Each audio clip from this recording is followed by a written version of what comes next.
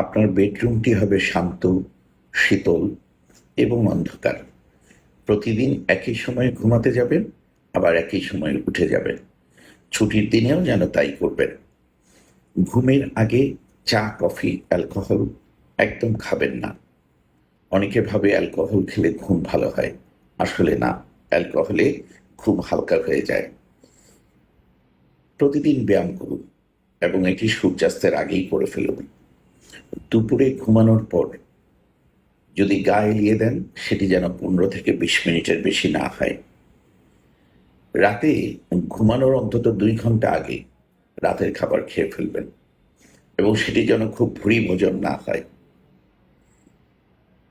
ঘুমের আগে মানসিক উত্তেজনা, উদ্বেগ কমানোর জন্য গল্পের বই পড়তে পারেন, টিভি দেখুন, কিন্তু অবশ্যই ঘুমের আগে টিভি, টেলিফোনের সুইচ বন্ধ করে দিবেন। মেডিটেশন করতে পারেন, নামাজ পড়ুন, যোগা করুন। অনেকের ঘুমের জন্য নিয়মিত ঔষধ খাওয়ার অভ্যাস আছে।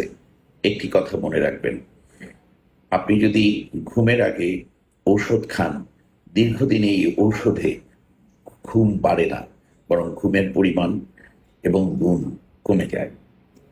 আপনাকে ধন্যবাদ। আপনার সুনিদ্রা হোক।